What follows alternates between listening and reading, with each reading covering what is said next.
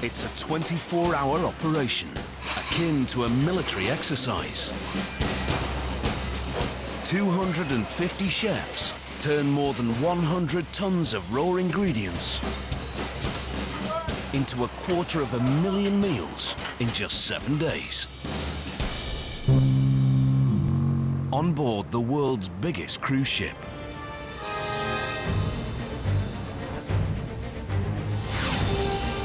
At the moment, we're having an average of 28 to 30,000 meals a day. And one meal poses the biggest challenge of all. Lobster. I cannot hear the word lobster anymore.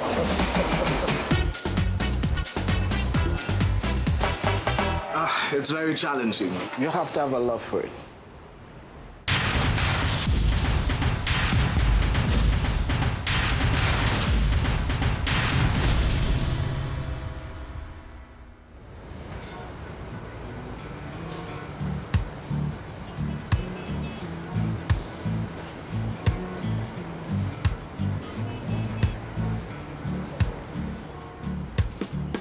Saturday morning, Port Everglades, Florida. The world's largest cruise ship is in port with an empty larder. This is what I like. This is what I like. It looks good. Our inventory level is right where it should be. Keith Brown is the ship's inventory manager. To his delight, in just 7 days, a small city of passengers have eaten their way through more than 100 tons of food. They are on vacation, and we try our best to please them all the time.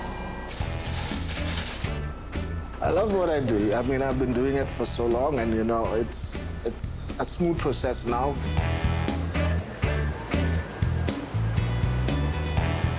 A process that begins and ends every Saturday. I think the challenging time is the turnaround day, the loading day. That is the most challenging and difficult.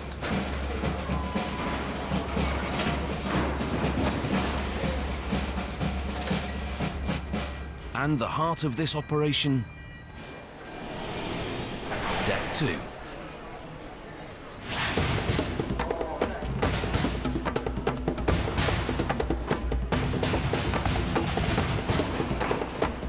Hidden from the guests, this lifeline connects every aspect of the galley operations.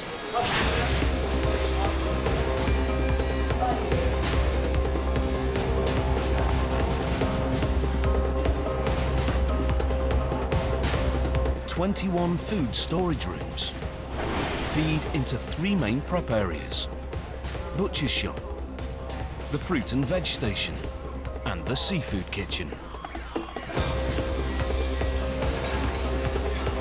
Keeping the onboard catering operation running requires military-level precision.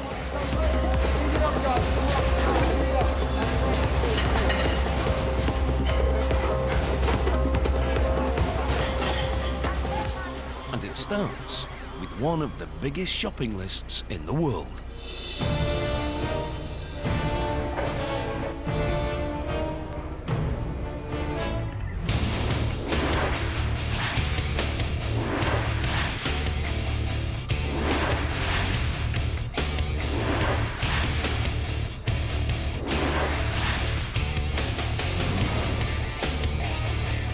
It's a storage nightmare.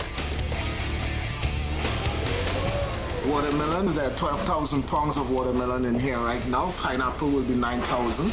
Strawberries, 4,800 pounds of strawberry. Honeydew, 6,000.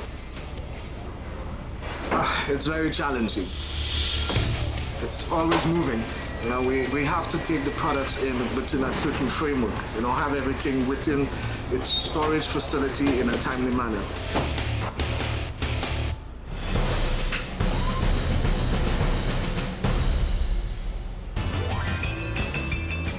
There are 24 restaurants spread the length and breadth of this 362-metre-long ship.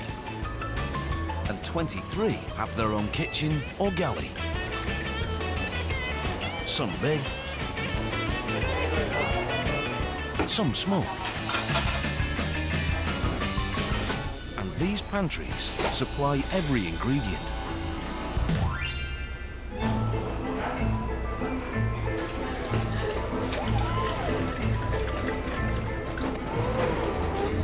It's like clockwork. You do it for 365 days in a year, you're gonna get accustomed to what you do. Everybody that needs to be in place is in place, so there's no hiccups. Keith has only 9 hours to fill his larder. We have stuff coming on board. Everyone knows where it goes, how it's stored, correct temperature, and everything that they need to do. It's all part of a synchronized orchestra playing together. They all work in harmony to make it, you know, a smooth day for everyone.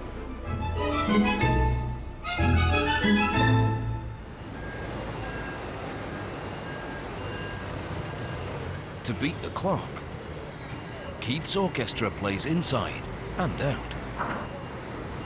When I come outside, I actually check all the box, all the product. I need to make sure we have the right quality, the right product, and also we check for the expiry date. You know, we need the right quality of stuff to feed the guests.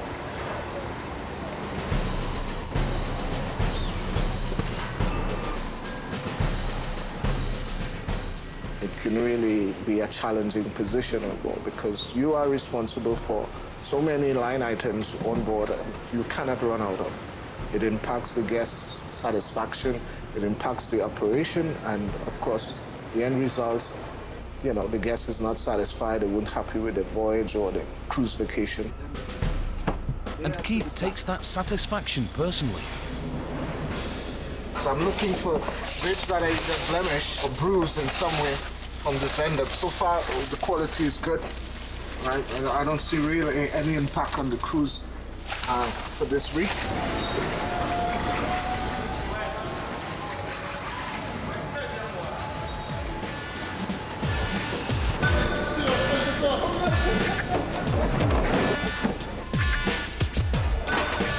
As Keith's clock counts down to departure, the chef's is ticking towards dinner. In just a few hours, thousands of hungry passengers will arrive on board. That is when the chef begins his shopping. And that is done immediately after we shut those doors and we begin to say, he's preparing for tomorrow, lunch, breakfast, and even the day after.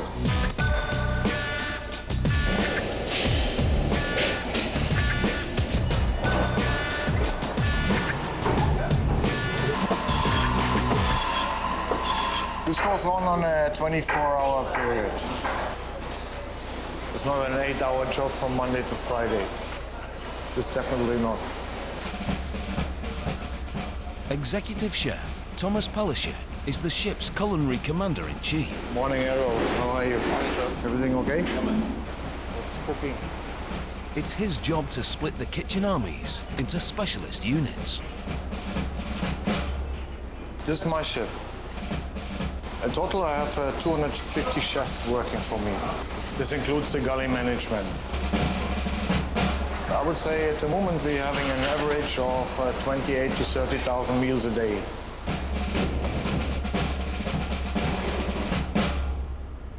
And they start before they even leave port. First mission. Lettuce.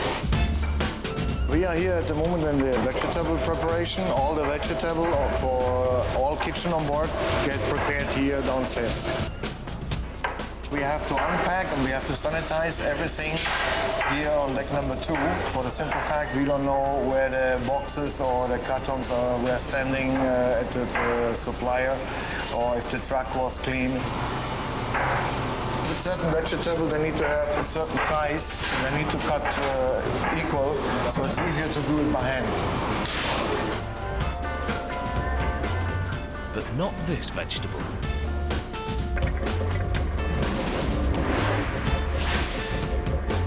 This is our Mercedes-Benz. With this machine, you can cut every type of lettuce. We have different knives and different programs inside to adjust the knife and the cuttings. It saves a lot of time. Instead of washing it by hand, the machine is doing it. For the amount of lettuce we're using on a daily basis would be very time consuming.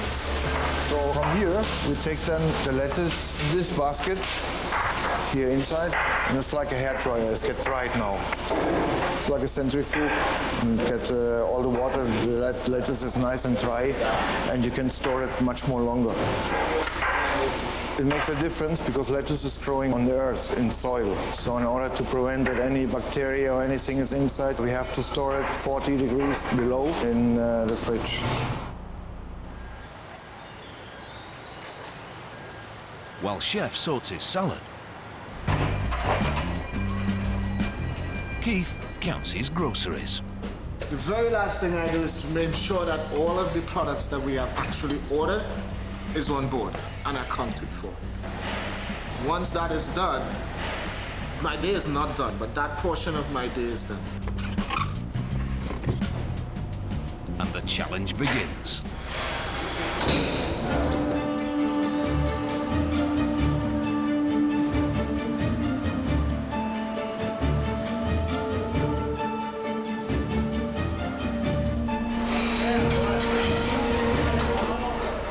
This culinary army has just 7 days to turn these raw ingredients into 200,000 meals.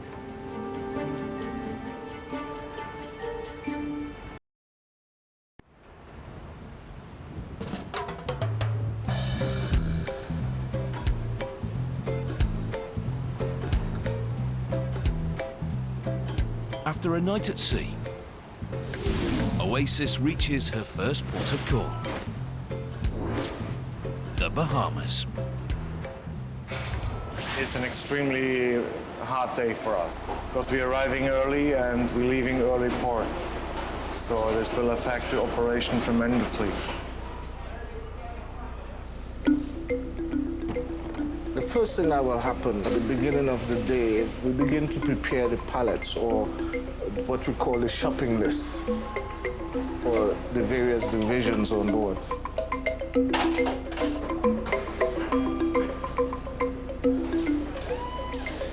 We're gonna pick it daily. It gets stored in the provision area and we pick it from there daily. We make our ordering for the consumption we have on a daily basis.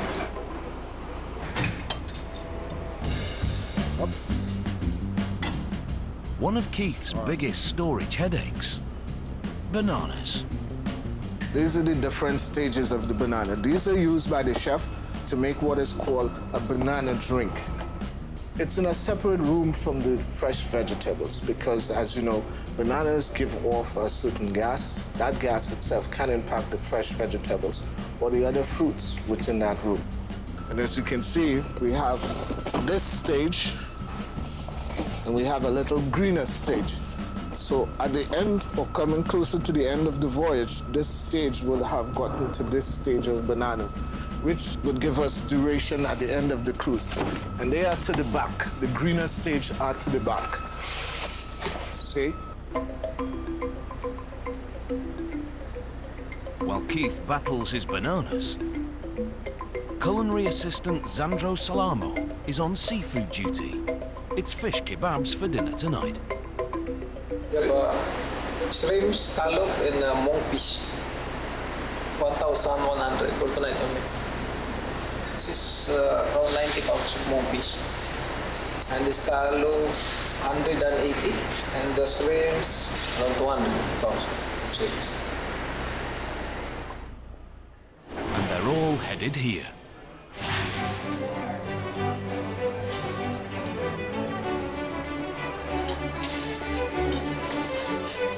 The Opus dining room spans 3 decks. Each deck has its own galley.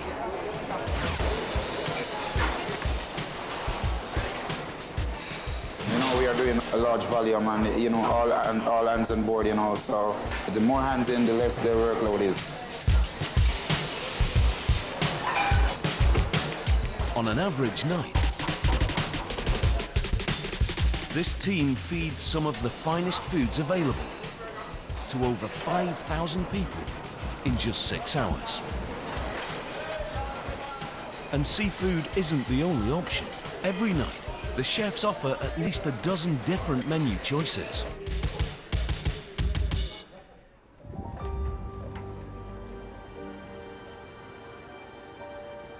After their short stop in the Bahamas, passengers are back.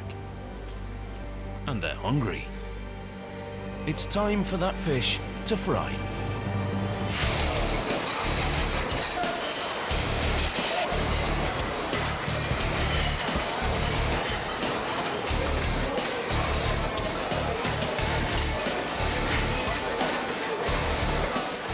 Head of this galley battalion, Executive Sous Chef Junior Downer. What happened here during the service period, the waiter will take an order from the guest or the customer, and once the waiter takes that order, and he creates a ticket. Then it's all hands on deck. We have someone on the outside to clean that plate and to put that garnish.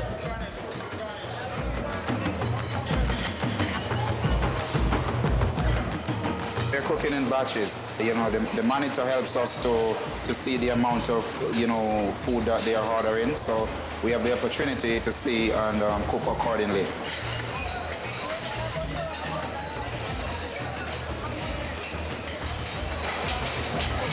This operation happens twice every night across the 3 main galleys.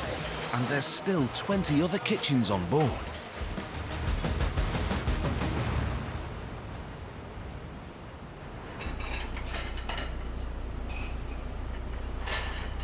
Six hours later, time to clean up, ready for tomorrow.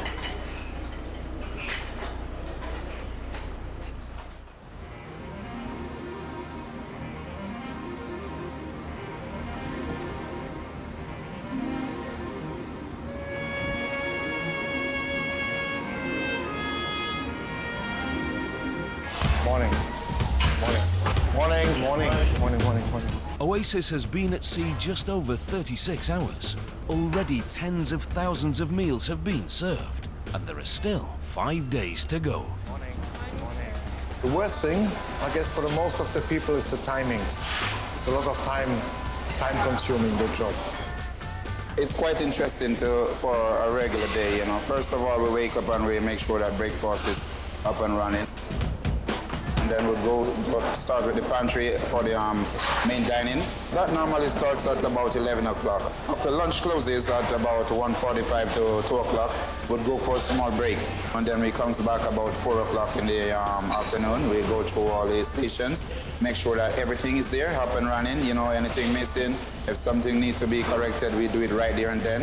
And from there, we move up here to the pantry. And we go through the full menu, and we go to the service line. We start the setup, and then by 5:30, 5:45, we start, the operation and break between seating, and then we check again, recheck for the second seating, So it's quite interesting for our day here on board, as executive sous chef.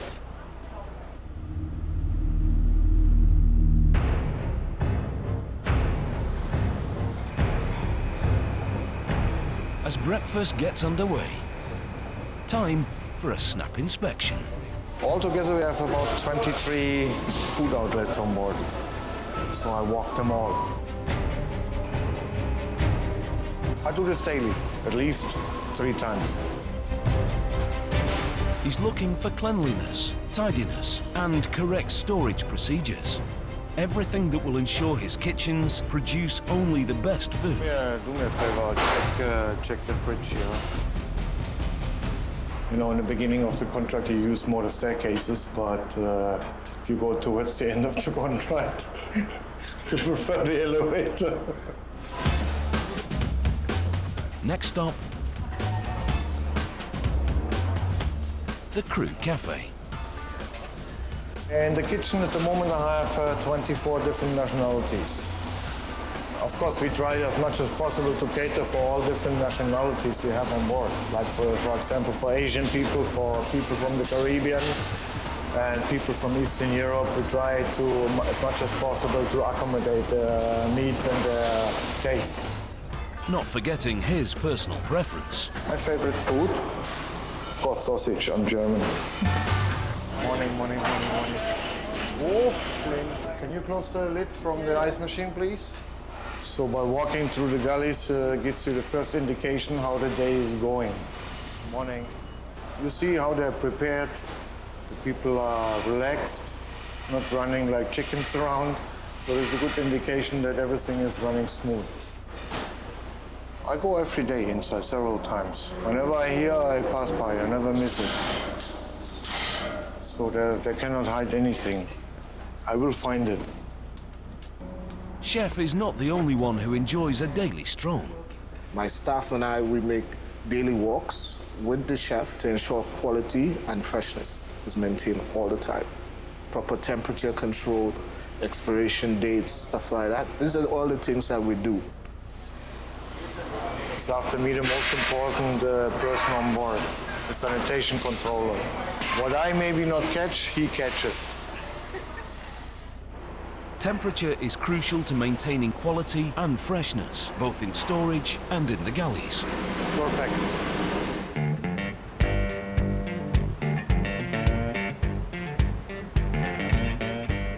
Back on the passenger decks, it's breakfast time. Room service. For breakfast, most of the time you know already more or less how many breakfasts you're gonna have, because you collect in the evening the doorknobs.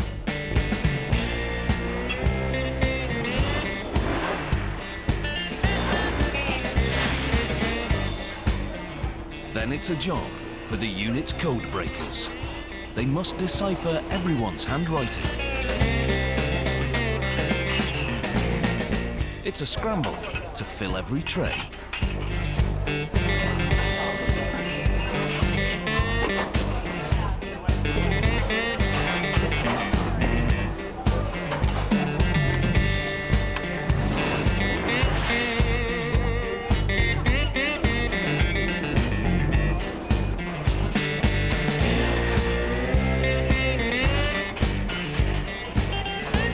Finally, they're off. And it's a long way back if they forget anything. For example, yesterday we had about 600 orders room service. And that's quite a lot for a morning. And the time frame is very close, and of course you are limited with people as well.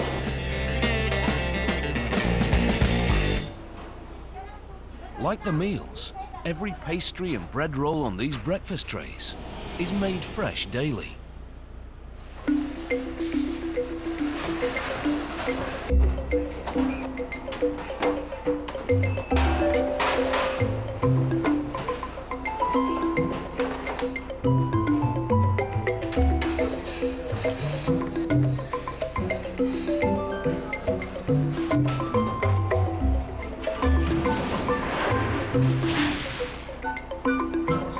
By the end of the week, this onboard bakery will knead its way through close to 6 tons of flour. But one staple in the bakery department that isn't made on board is a burger bun.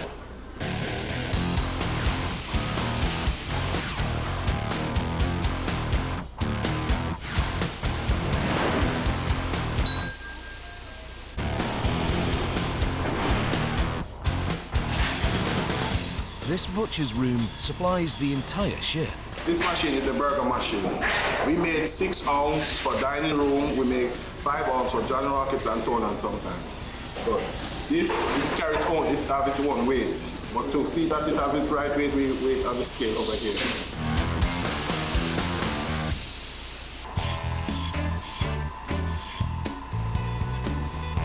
It's quite a big amount of beef product that we use. We have the strip loin, we have the tenderloin, we have the prime ribs, beef shoulders and stuff like that.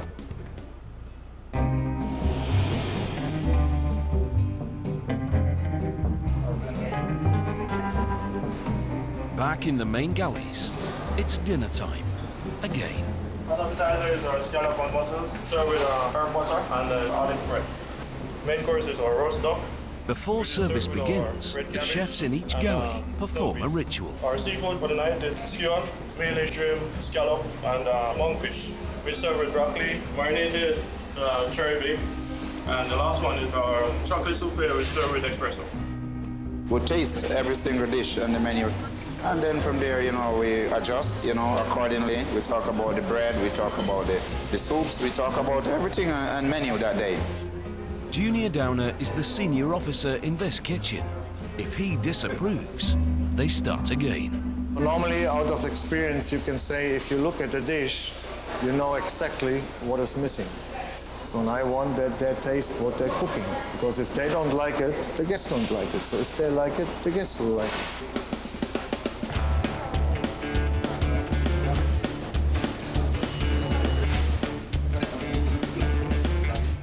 This is one instance where chef prefers to observe than indulge. I mean, we have 23 gullies on board, and if you taste on a daily basis on every galley, can you imagine how you look after 4 months? Okay, guys, listen up carefully. Lobster is here. It's quite nice. I like it. The seafood skewer is so nice. I like the monkfish, nice and tender. Potato curry, very good. The rice, nice. Didn't overcook today. For the papa, very, very good. Good job, well done. Maybe the cold soup need to blend a little bit more. Apart from that, everything is excellent. You did a very good job here. Job well done, guys. Thank you very much. Tonight, the guests agree.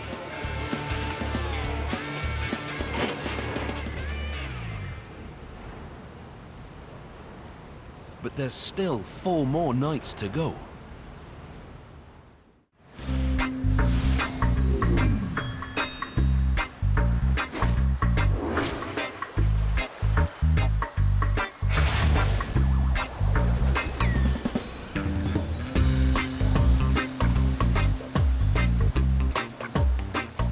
To the relief of the chefs, it's a shore day and a long one.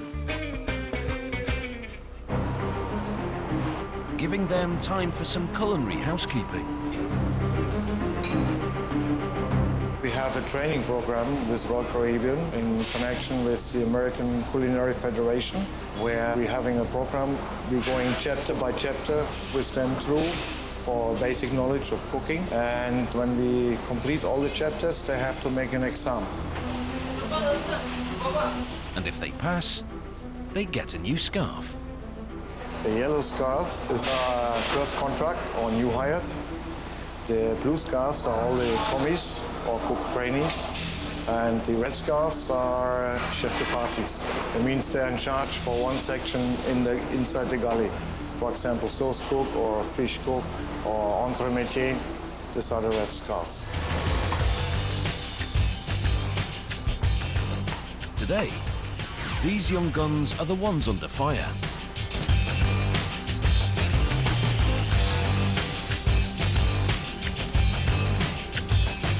They have just 2.5 hours to wow their bosses. Easier said than done.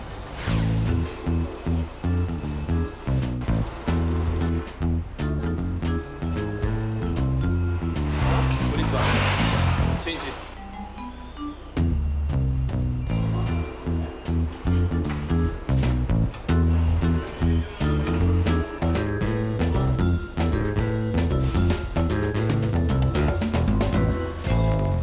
Finally, the table is set.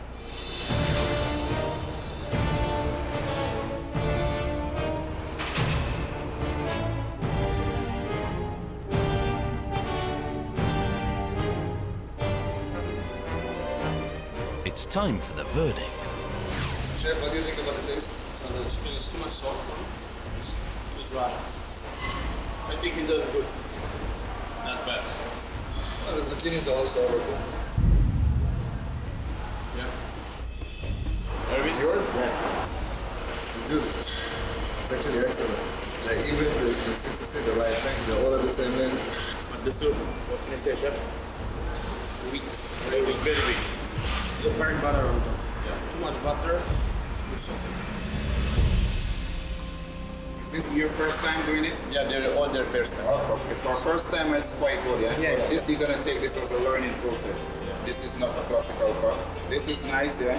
The chicken look acceptable, but just be careful when you're cooking these vegetables, yeah? That you don't kill them and take out all the vitamins from it. All right, Chevy? Okay, I'm really happy with what you did here today. Good job, guys. If you continue in this direction, for sure you guys are gonna be a good chef someday. Like Radinski here.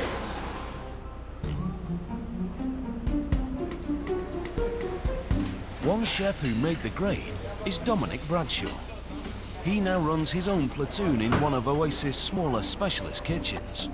About being fortunate, whereas all the sous chefs get placed around the ship in every aspect of the culinary department, so I've been fortunate enough to be placed here.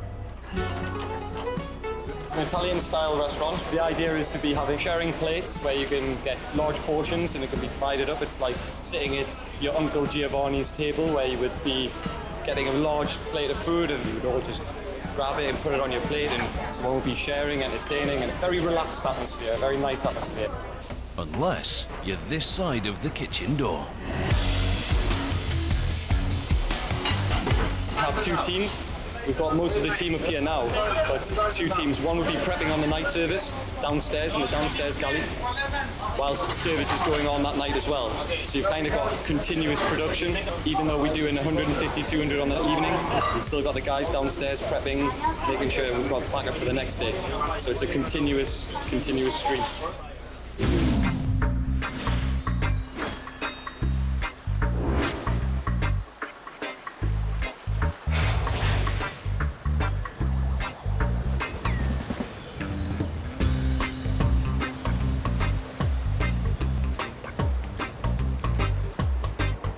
Another island stop for the passengers.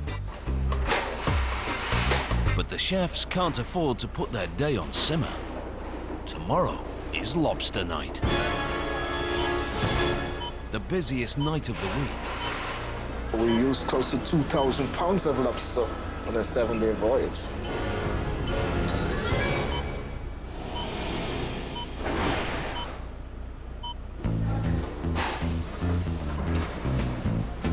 The butcher's room is transformed into a makeshift field kitchen.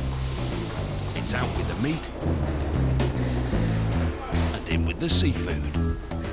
The process is actually very simple. The first step, what you need to do, you need to defrost them properly. Properly means slowly. That takes hours in cold storage.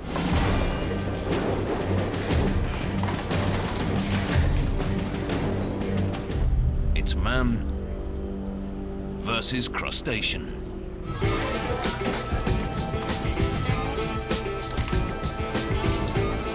Lobsters in sight. First plan of attack, the butterfly maneuver.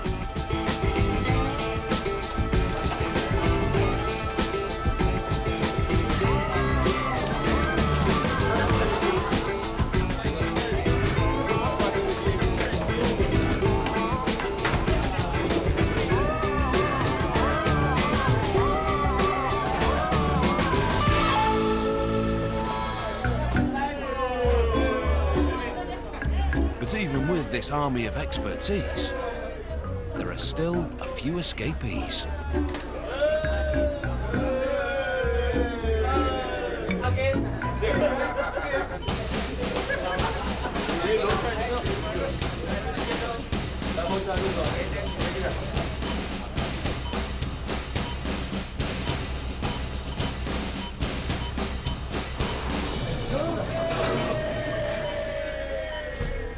Time for a well-earned drink. Non-alcoholic, of course. These guys still have dinner to prepare.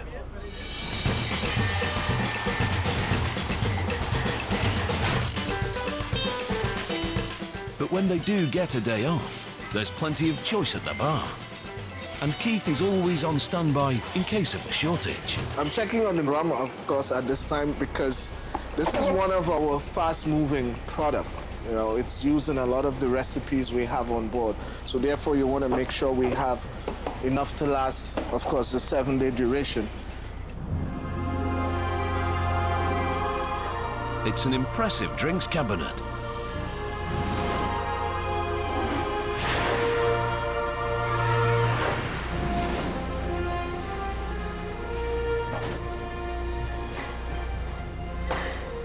Even if I ship this size, it is a bit too small.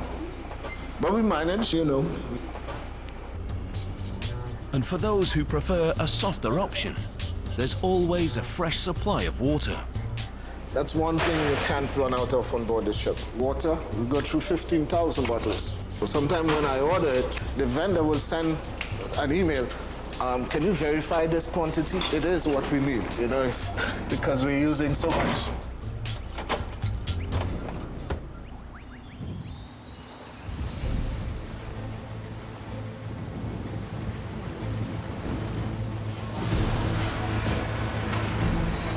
Five days into the cruise, and the chefs are clocking close to 200,000 meals. Using nearly 30 tons of vegetables, 25 tons of meat, and a whole lot of salad. But there are still 2 dinners to go, and tonight is the biggest culinary event of the week. Lobster is on the menu.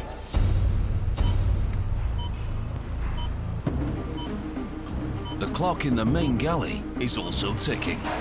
It's time to process those 4,000 lobsters before they're released to the waiting passengers. We're gonna go into seasoning them. This is the mixture of butter and seasoning and spices and some secret ingredients. 100 down. Over 3,500 to go. Lobster. I cannot hear the word lobster anymore.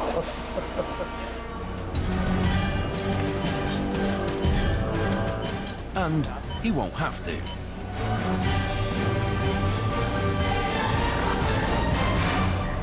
Lobster's finally on the menu. But before they start cooking, it's time for their favorite daily drill.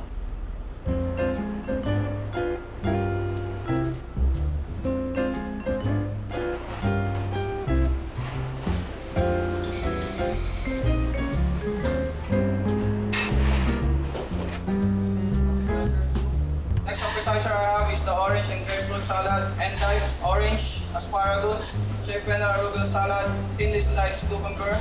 Tuna is grilled, it's marinated in red curry sauce. Muscovy duck breast served with lentils. With germ crusted salmon, topped with micro lettuce.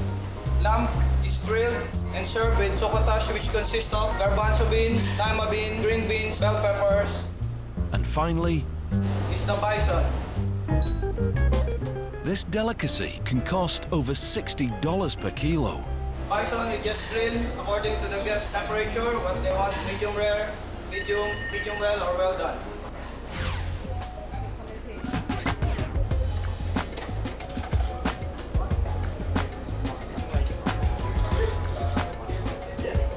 It's a menu that would make any mouth water.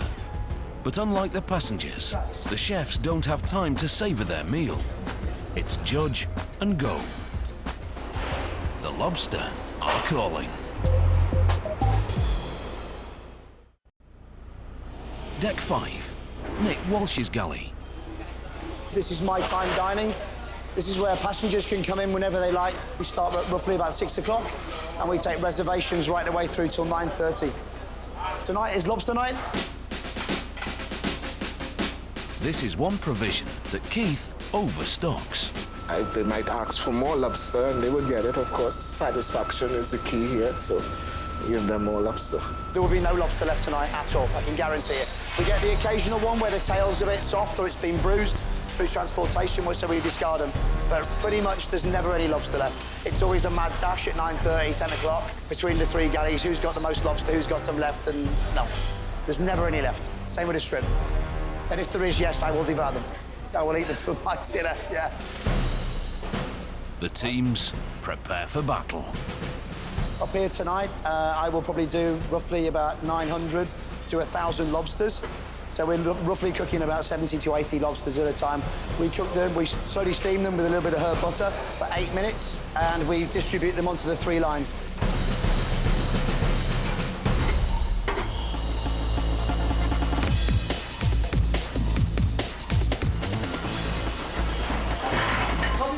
With the troops in formation, the order to advance is given.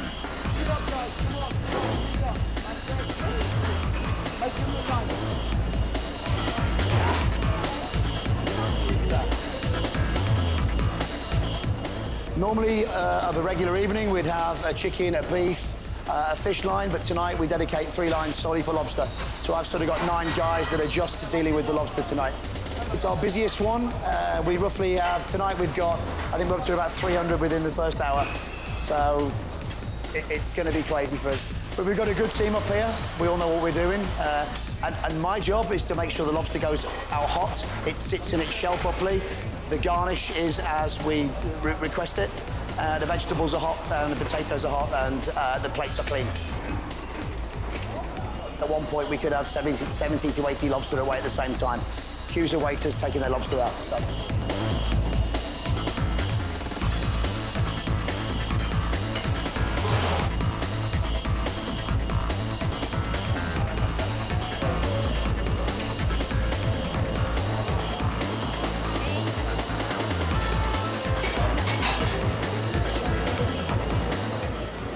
True to prediction, the lobster goes down a storm.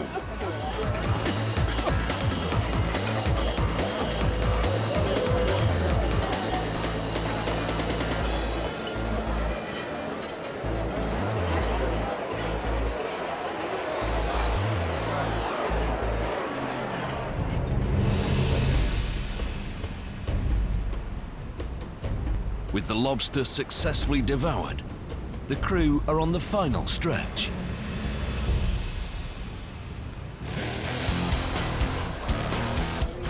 For 7 days, a team of 250 chefs and an army of support staff have prepared, cooked and served their way through over 100 tons of food to provide every passenger with the culinary journey to remember.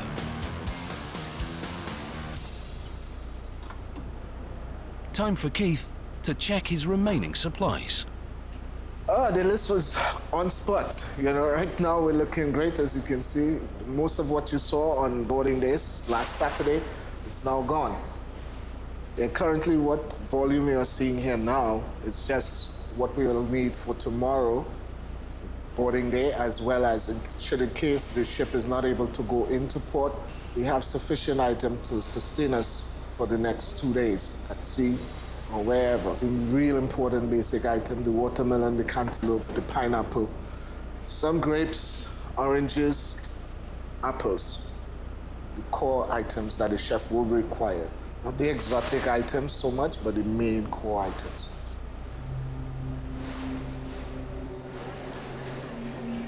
And tomorrow, he starts all over again.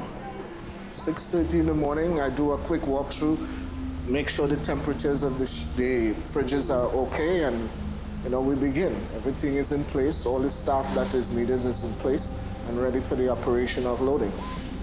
Yeah, takes place again tomorrow. Right.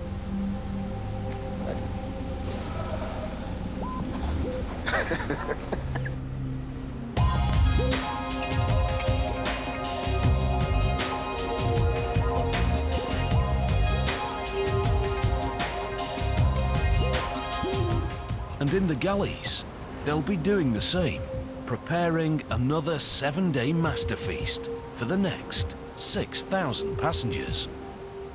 You can make people happy. So I think this is a nice thing to do.